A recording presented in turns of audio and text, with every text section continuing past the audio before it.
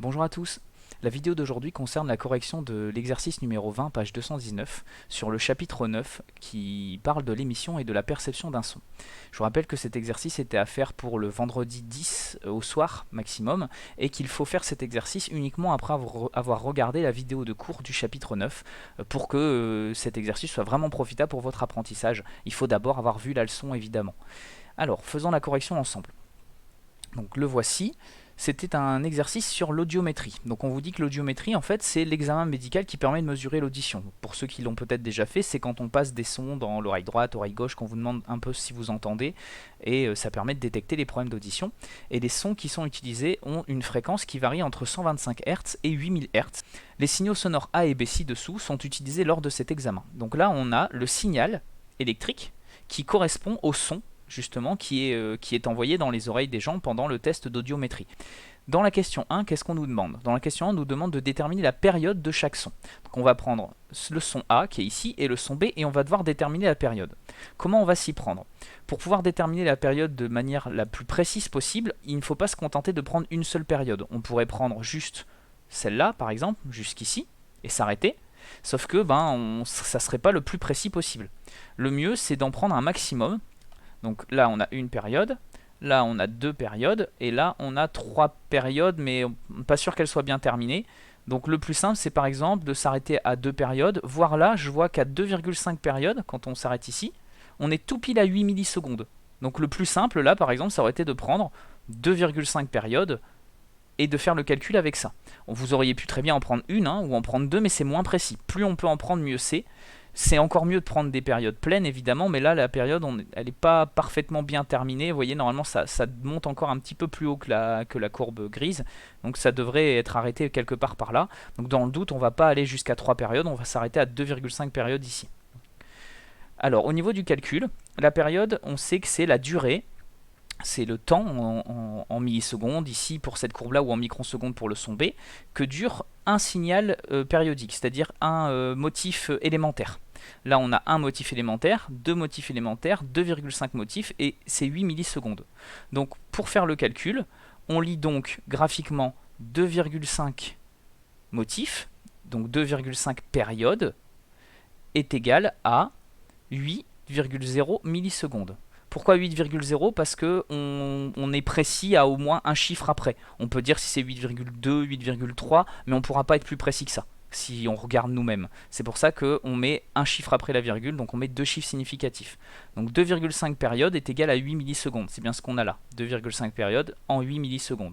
Combien ça fait pour une seule période? Et bien de ce fait-là, on fait passer le 2,5 de l'autre côté. Donc ça fait 8,0 divisé par 2,5, ce qui nous fait au total 3,2, et où on n'oublie pas l'unité, millisecondes. Donc voilà la période de A, TA. Maintenant on fait la même chose pour B. Attention, l'échelle ici, il faut faire gaffe, c'est en microsecondes. On prend un maximum de périodes. Ici, là, on en a une. Jusque là. Une ici. Attendez que je mette le bon calque. Voilà, une ici. 2, 3. Et on peut s'arrêter à 3 parce qu'encore une fois, la quatrième, elle n'est pas complète. On pourrait aller jusqu'à 4,5, mais jusqu'à 3,5 périodes comme tout à l'heure, mais en fait c'est pas mal de s'arrêter à 3 parce qu'encore une fois ça tombe tout pile sur une graduation, donc on est beaucoup plus précis. Donc là on voit que 3T, donc 3T de B, là c'est-à-dire période de la courbe B, donc 3 périodes de la courbe B est égal à 1500 microsecondes. Ce qui nous fait que T de B est égal à, je fais passer le 3 de l'autre côté, 1500 sur 3, ce qui nous donne un total de 500 microsecondes. Alors vous allez me dire pourquoi là on ne met pas un seul chiffre significatif, parce que là c'est super précis, en fait on pourrait très bien rajouter autant de zéros qu'on veut. Pourquoi? Parce que on est sûr c'est exactement 3 périodes. D'accord? Donc c'est très très précis. C'est pas un morceau de période, on sait que c'est 3 périodes. Donc au final on s'occupe principalement du nombre de chiffres significatifs de celui d'au-dessus. Alors on aurait pu bien sûr écrire en toute rigueur 500,0 microsecondes pour être vraiment rigoureux en termes de chiffres significatifs. Donc là on a nos périodes, on a répondu à la question 1.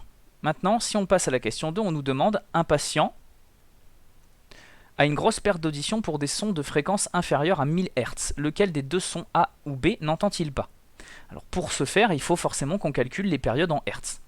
Comment on va faire? On va se servir de notre formule, la formule du cours à connaître pour ce chapitre, qui est la fréquence est égale à l'inverse de la période. Si on applique, on a fait que la fréquence de A est égale à 1 sur la période de A.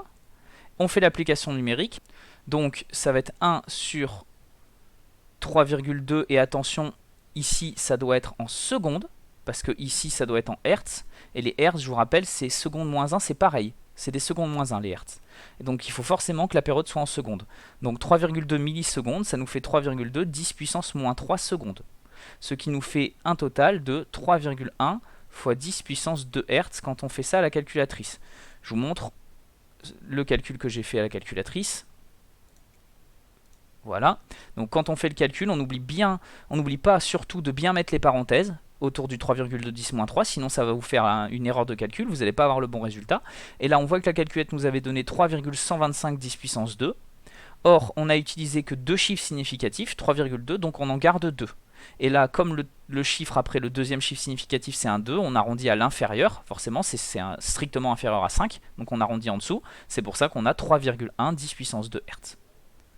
Hop, voilà, c'était pour vous remontrer un calcul rapidement. Ensuite, on fait la même chose avec la fréquence de B. La fréquence de B, c'est égal à 1 sur la période de B. Et la période de B, c'était 500 microsecondes, si vous vous souvenez. Ce qui nous fait 500 10 puissance moins 6. Je vous rappelle que des microsecondes, c'est 10 puissance moins 6 secondes. Ce qui nous fait au total 2,00. Et là, on avait même dit qu'on pouvait mettre 500,0, donc on peut même rajouter encore un 0, fois 10 puissance 3 Hertz. Le 1 non plus, il compte pas dans le chiffre significatif parce qu'il fait partie de la formule. C'est pas une valeur expérimentale. Donc on s'occupe des chiffres significatifs que de la valeur de la période. Donc ça nous donne 2,0010 puissance 3 Hz. Donc si on s'occupe plus de l'écriture scientifique, pour que ce soit un peu plus clair, ça nous fait 310 Hz ici et 2000 Hz ici. On a dit que les sons dont la fréquence varie entre 125 et 8000 Hz sont diffusés à l'aide d'écouteurs, donc on est bien entre 125 et 8000 Hz. C'est un bon moyen pour vérifier si nos calculs sont bons. Imaginez que vous ayez fait une erreur de calcul et que vous trouviez 9000 ou 10 000 ou moins de 125 Hz, c'est un bon moyen de vous rendre compte que vous avez fait une erreur de calcul. On vérifie si c'est bien dans la plage qu'on nous a donnée, c'est le cas. Maintenant qu'on a les fréquences, on va pouvoir déterminer si notre patient entend ces sons. Si c'était un patient sans aucun problème d'audition, est-ce qu'il les entendrait déjà? Oui, parce que je vous rappelle que d'après le cours, les êtres humains entendent les sons entre 20 Hz et 20 kHz, c'est-à-dire 20 000 Hz. Ces deux sons-là sont bien compris entre 20 Hz et 20 kHz. Donc un être humain sans problème d'audition les entendrait. Or, on nous dit par contre dans l'énoncé de la question 2 que le patient a une grosse perte d'audition pour les sons de fréquence inférieure à 1000 Hz.